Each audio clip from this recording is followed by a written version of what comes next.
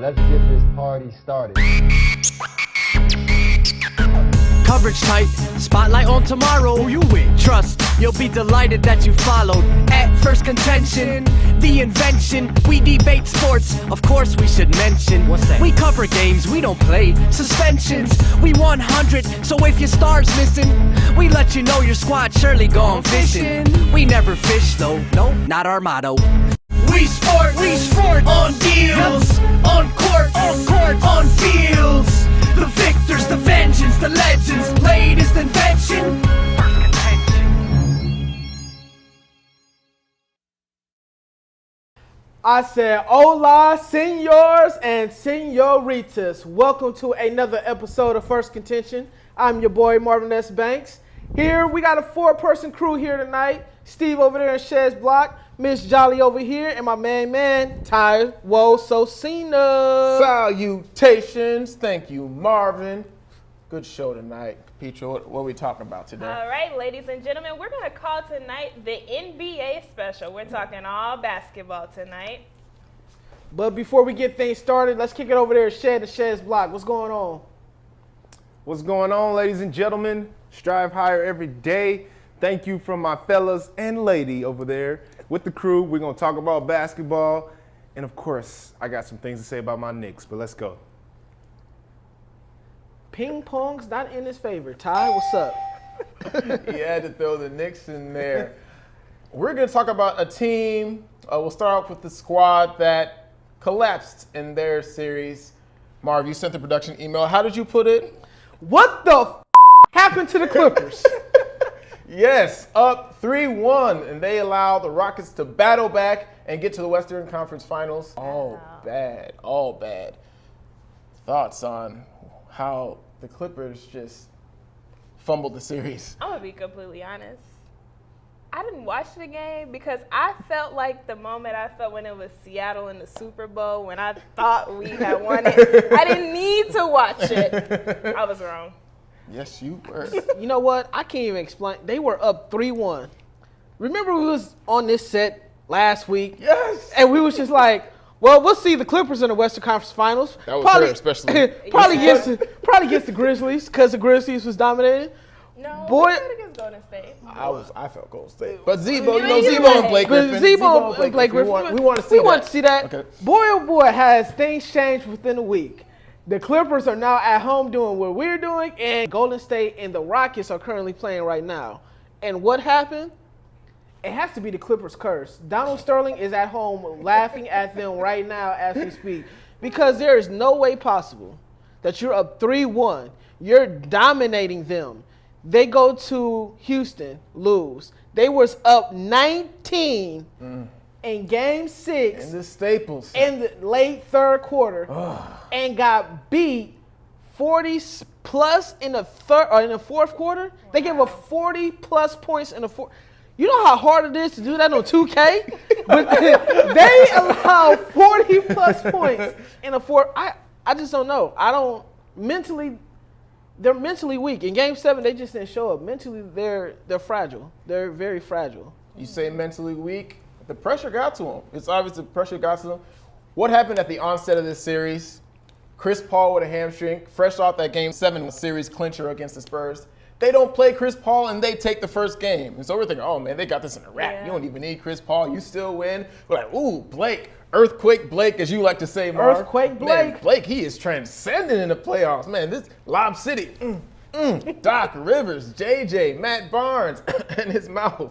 And then it just all comes tumbling down. Let's look at some areas of blame. Blake had 27 points. Paul had 26 points. As for the bench of the Clippers, a combined 21 points in that last game. 17 of it was from Jamal Crawford. The other 2 from Big Baby Davis and 2 from Doc Rivers Jr. Austin. 0 from Spencer Hawes. Worth mentioning that because he's got quite the contract and he's giving you a goose egg in a Game 7. It's unacceptable. Absolutely unacceptable. I second those thoughts. I mean, it's completely unacceptable, especially when, like you said, Ty, you spend big money on Spencer Hawes with a 4-year, $28 million contract. Jamal Crawford has a big contract. And now DeAndre Jordan is a free agent. Chris Paul is going to be 31 next year. You don't know if Blake Griffin. It's just so much turmoil within his team now moving forward because you don't know when they're going to do it. They beat the Spurs. The Thunder did not make the playoffs. It like the prime opportunity. If you wanted to take the West, this was the year for you to take the West. Now you're hearing reports LaMarcus Aldridge might go over to the Spurs, which is going to make them a better team. You don't know if KD is going to come back. That's going to make the Thunder a better team, especially with all their additions they made during the trade deadline. The Pelicans are going to be better. The Grizzlies, the Warriors. None of these teams are not going anywhere. The Clippers just, you know what? Up, Marvin. There you go. They're definitely There you messed go. up. I don't know if we're just going to count them all the way out for next year, but they definitely dropped the ball when it was the prime opportunity. Like I said, I just knew that I was so sure. I'm like, oh, yeah, we'll see. Steph Curry and Chris Paul again. Yeah, no. Yeah. Let's finish the segment. Give some props where it's due. The Rockets, they battled back. They could have tucked their tails and ran, but no, they fought back. So let's show some love. And I think it's fitting at the end of the day to see the two top MVP contenders against each other in the finals. Marv, you're making a face over there. I know we should give credit to everybody. But no, the Clippers blew this game, man. They blew this whole. You won game one without Chris Paul, and you cannot win the series against the Rockets. You had Corey Brewer have a resurgence career. You had Josh Smith talking trash. You had Jason Terry, 39,000-year-old Jason Terry hyping up the crowd. Don't forget Pablo. You had all the former Knicks come against the Clippers and beat them. I can't. You know what? Steve, what you got to say about this? Really? That's a perfect segue. You got to throw the Knicks in there, though. I mean, I look at it like Magic Johnson said. The Clippers are the Clippers. They are who we thought they were. I mean, for them to lose against the Rockets after what they just did with the Spurs, it is such a letdown. It is such a disappointment. You know this team is going to get blown up. And to be quite honest with you, I thought they lost the series in Game 5 because they came out lackadaisical thinking they can win it at home, and they really didn't even show up that game. Because this is a team that's not used to success, they're not used to being able to grab a hold of the moment. And they're just a team that's just a failure to capitalize on those type of things. I mean, obviously, we talk about some things that are lacking in their roster. I mean, they have Chris Paul, they have Blake Griffin. Those guys showed up, except Blake Griffin didn't play that much defense in his last game. But they're missing a closer, man. They need a closer to help close out games, especially in situations like this when they need a shot at the end of the game, somebody to create a shot outside of Chris Paul. Your toughest guy can't be 6 foot tall like Shaquille O'Neal and Charles Barkley say. I mean, the Clippers got some issues to fix, especially in that Western Conference. But, man, that's such a letdown for them to be up 3-1, lose to the Rockets, and now we got to see James Harden versus Steph Curry instead of Steph Curry crossing over Chris Paul one more time. You know what? Thanks, Steve. We appreciate that. But before you move on, a big move that the Clippers should make, what do you think, Ty?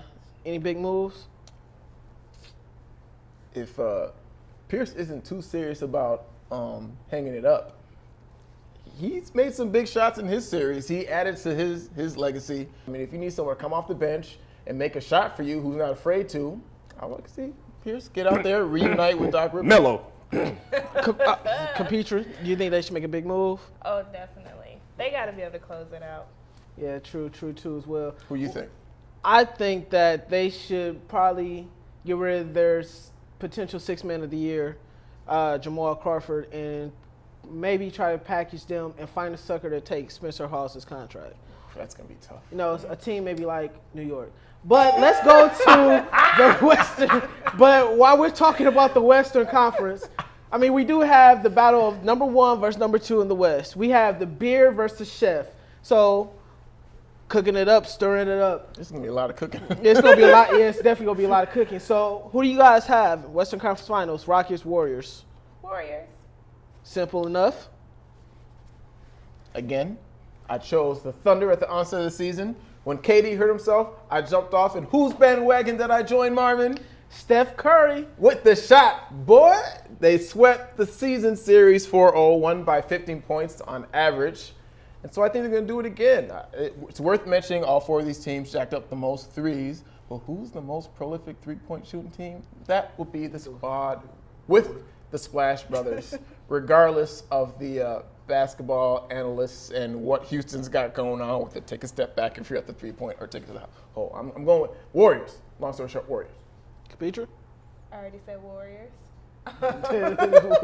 Quick, because fast. I was real bold last week when I said I was going to see the Warriors in the finals. Too bold. And I need to see this all the way through. So I'm counting on Steph Curry. I don't blame you. I think we were all a little bit bold on that.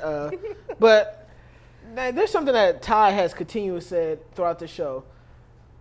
You know, why should we pick a jump shooting team? But if there was ever a time to pick a jump shooter team, it's definitely this Warriors team right now. With Steph, with Clay, with Harrison Barnes. If there was ever a time to pick them, I'm picking the Warriors. And Draymond Green can get out there too. You know, and personally, I don't even think this is going to be a close series, truth be told. You know, the Rockets was giving up over 100 points a game to the Clippers and was playing any defense. Now imagine playing defense against the number 1 rated offense within the NBA, which will be the Warriors, and getting Steph Curry all those open looks. And we just cannot forget how consistent the Warriors have been.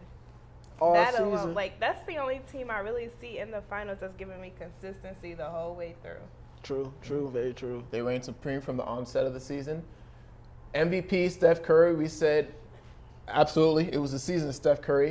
You mentioned how great they are on offense, great on defense as well. This is a great defensive team, and that's what made them from good to great this year. And so I love it. As for the Rockets, I mean, we'll see if they can ride this wave, but the Clippers weren't playing defense. It got to a point where they were allowing at least 30 points a quarter. And when you go up against a team with Draymond Green, who had his qualms with the defensive player of the year being Kawhi Leonard, he's not having it. They were gifted with Tony Allen missing the series to help them move on, but Golden State plays, they're not going to let you get to the hole 24/7. Yeah, definitely so. So I definitely see Steph Curry, Klay Thompson. I think that's going to be the biggest X factor right there. Mm-hmm. When you got Jason Terry trying to hold Steph Curry, yeah, good luck with that. I thought it was bad for Chris Paul. Yeah. And, you know, James Harden, you know, his defense is optional for James Harden sometimes. Yeah. Sometimes. Matador. Yeah, Matador. Sometimes, you know. Steve, who you got in the Western Conference Finals, though? Short and sweet. Warriors. Steph Curry. I mean, it should be quick, but we'll see. Let's go Warriors. Back to you guys. Wow. Like you said, short and sweet, but biggest X factor in the series on both teams, Ty? Two of the hottest three-point shooting squads in the league, but the best one has the Splash Brothers on them and has the MVP. Yeah. I would say the same. Like, for each team, it should be these MVP players. It should be. It should be. Should be. I think two people that I want to look for that's playing very well in the playoffs, one being Josh Smith. Yeah, he has had a resurgence ever since coming over, when Detroit was just like, well, you can just leave. We'll pay you still. Just don't come back to Detroit anytime soon. One being Josh Smith. And the second person, I want to see how Steve's twin, Andre Iguodala, plays in this series too, because I think he could be a big X factor in defending James Harden. You know? I like the point with Jay Smooth. You know, they shipped him off in December. We were like, hey, we thought Smith was a cancer in locker rooms, but hey, he elevated them and he put them on his back, you know, as Harden missed the whole fourth quarter of Game 6 until it was time to start shooting free throws. Yeah, let's not even start with that. Then I want to see D12, Dwight Howard. We discussed how they like to jack up the threes. The Rockets kind of remind me of that Dwight Howard Orlando Magic's team that went to the finals. What do? They threw it up. They had him down low, crashing the boards. So we'll see how he stacks up against Golden State's big men. Yeah, we'll see. We'll see with that. Let's move on to the East. LeBron and the Cavaliers get past the Chicago Bulls in 6, and they will be taking on the number 1 seeded Atlanta Hawks. Marv, the time is now. We've we didn't so much doubt them all season, but hey, the regular season, the playoffs, those are two different entities, two different animals. Who you with? Who wins and why? Are they for real? There's just so much to just pluck out of this. It's LeBron James, Kyrie's father figure. Just so much stuff happening inside here. So in the beginning of the season, raise your hand if you thought Atlanta was going to make the playoffs. Oh, I mean, they're going to make it. Okay. Raise your hand if you thought they was going to be a top 4 team. Maybe. Raise your hand if you thought they was the number 1 overall team in the East. Exactly. You Nobody. can usually slide them in at 8, Yeah, 7 to 8 every year after year. Maybe 6. Something like that. On a good year. On a good year, maybe 6. You guys get that participation medal. Congratulations. Thank you for being here. But now they're the number 1 overall team, and they're going against LeBron. Yeah. And just like the Western Conference Finals, I think this is going to be an easy matchup for the Cavaliers, truth be told. Really? Personally, I just get to the finals. Warriors and Cavs. That's what it's going to be. Adam Silver, there's no way Adam Silver is going to have the Rockets and Atlanta play in the finals. No way. No way possible. What did you say you were going to do? Adam Silver would never will he have I don't think Houston. anybody wants to see that. Marv, what did you say you were going to do with that? If they put the Rockets and the Hawks in the NBA Finals, I'm boycotting the NBA Finals. I refuse to watch the Rockets and Hawks in the NBA Finals. Yeah, that's true. Period. Doubtful. ... Adam Silver is not going to let that. LeBron is going to call up Adam Silver like, yo. What can we do? Yeah, what can we do about this? Get my zebras in this game, Adam. Yeah, deflate game. Can we deflate some of these basketballs, please? But what do you guys think? Do you think LeBron can get it done, or the teamwork of the Hawks? Man. Honestly, I need LeBron to get it done because I have this whole thing going where it's going to be the Warriors and the Cavs in the finals. So I need him to get it done. But this Eastern Conference Finals, it's been a toss-up. I don't know. I definitely don't want to see the Hawks. I saw them play in December, and I don't want to see them play. I don't want to. And I think, we have the whole teamwork versus LeBron factor, but it's LeBron. Yeah, good for teamwork. It's Yay. not like teamwork versus some other player in the NBA. It's LeBron. Even if it's the better coach team, LeBron is coaching the Cavs. So, I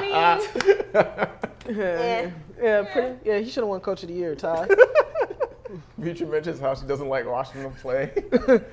What do you say? The Spurs of the East. What do they like to say about the Spurs? Oh, it's boring. Team basketball. No one wants to watch it. Tim Duncan looks like a robot. He dunks and has no emotion. But hey, it works. Now, if we go back to the season series, the Cavs took game 1, and then the Hawks actually won the last 3 by average of 15 points a game as well. This Hawks team reminds me of those Pistons teams where it was like, oh, God, no. A bunch of guys is so. A bunch of guys, just kind of banded together, banded brothers. But LeBron James, I don't think the Hawks have anyone that can D up LeBron James the way Jimmy Butler did.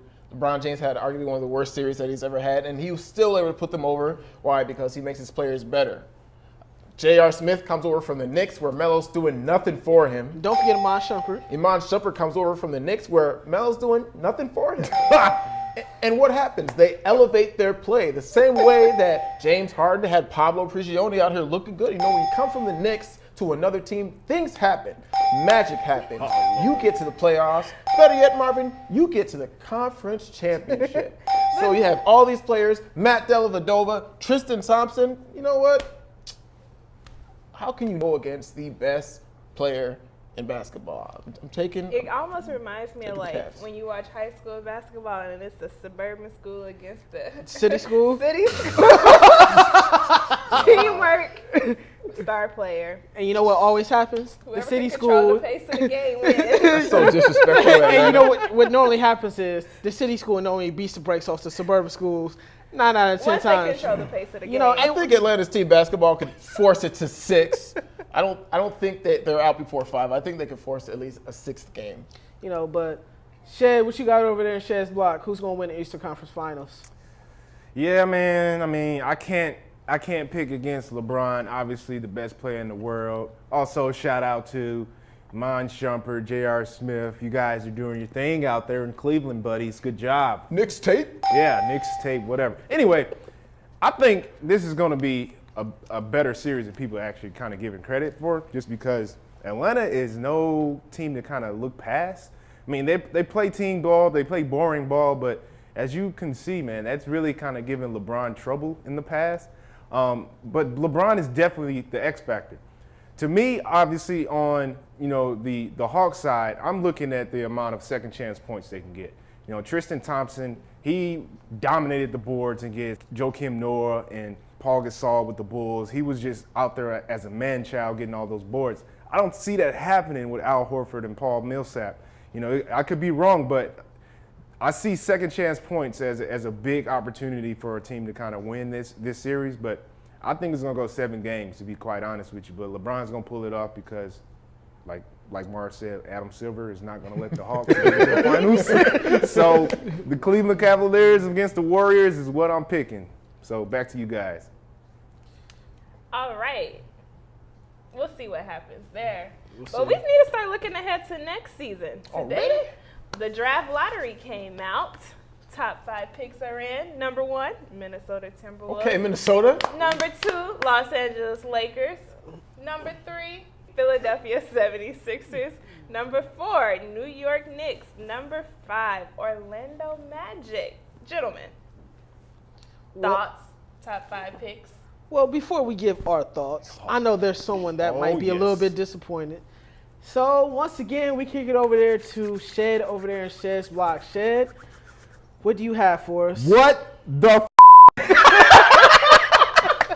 I mean, are you serious? I'm just on my orange and blue attire. I thought we had at least a number 2 pick. And then the car comes out and I see us with the number 4 almost flipped out and lost it. But you know what? I got to remain optimistic. I mean, the summer is not over with. Phil Jackson still has an opportunity to win my favor, but I'm a little thin right now. With the number 4 pick, if we get a point guard at that position, I don't know what the Lakers is going to do with that number 2 pick, but congratulations to the Lakers and all my Lakers friends out there. I know you're going to be talking crap too, but good job. You got the number 2 pick, but you guys are still in the same boat as us, so I don't care. Timberwolves, I'm really happy for the Timberwolves, though.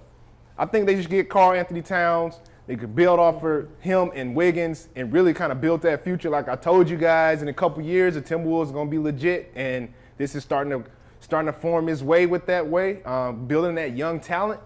But, man, so disappointed in the Knicks. We got the 76ers with the number 3 pick. They stay in the lottery, it seems like. These guys are just stealing draft picks left and right every year. But I don't know, man. It's crazy. Orlando Magic, they could probably get Justice Winslow at the number 5 spot. So we'll see what happens with that. But, fellas, tell me your thoughts. I know you're going to give me crap about my Knicks, but go ahead. I don't even care no more. Go ahead. Go ahead, Ty, because I have breaking news to break in a few minutes. Oh, this is true. I talk about teams who don't care. Not only did the 76ers get the number 3 pick, they sent Nerlens Noel there to represent them, so they were probably drafting his replacement before they sent him off for more picks in the future. You went through the 5 teams, and Steve, you mentioned them last. The player that I'm most excited for, obviously we want to talk about who the first big man is going to be off the board, but Justice Winslow. After what he did inside the tournament, didn't do as great in the final game. He made a few big shots down the stretch, but I like Justice. I think the team that gets Justice Winslow is getting them a player with a lot of heart, who's not going to back down, who's really going to strive and has that hunger. He reminds me of Jimmy Butler, Kawhi Leonard type.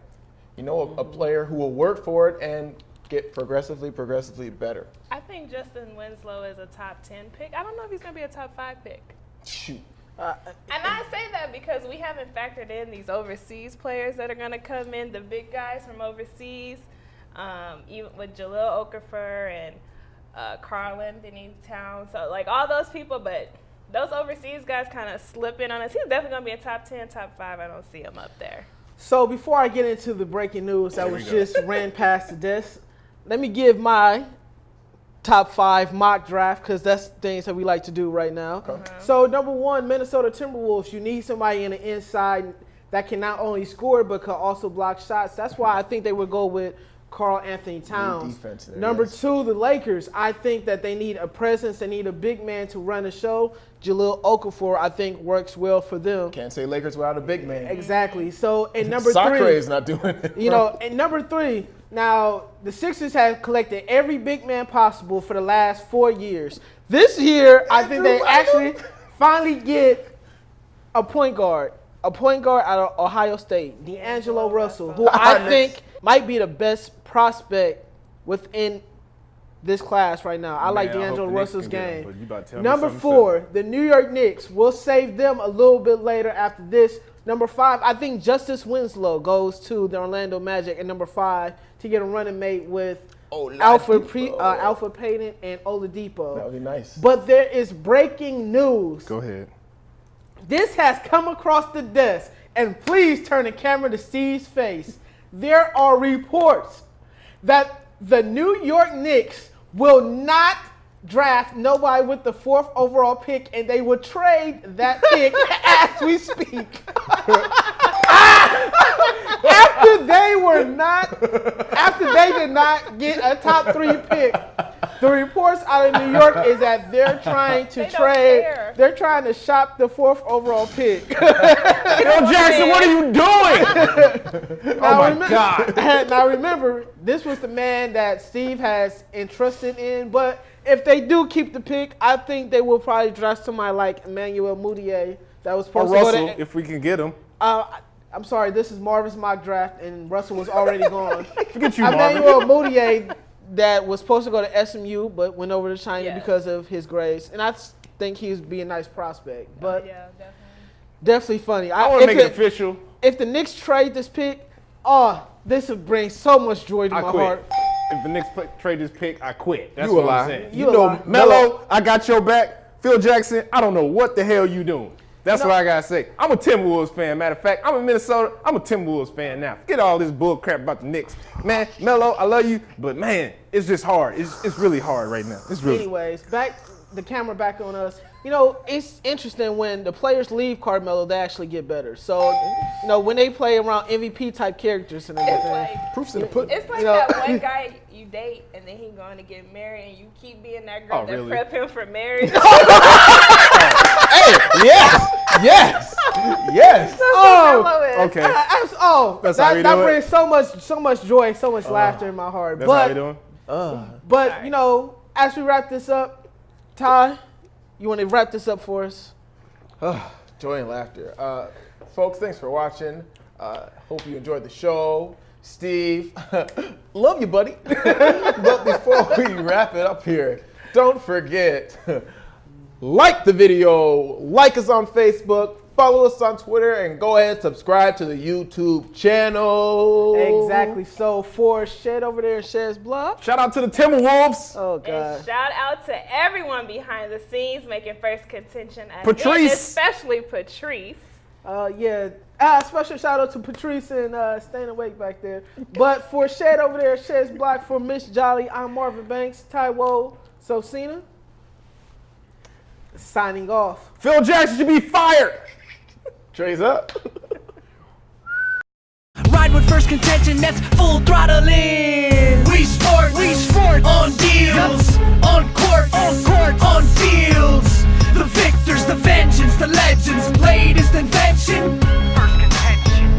We sport on deals, on court, on fields. The victors, the vengeance, the legends, latest invention. Phirst Contention. Game face grit, like born for playoffs. Say it all in small time like payoffs.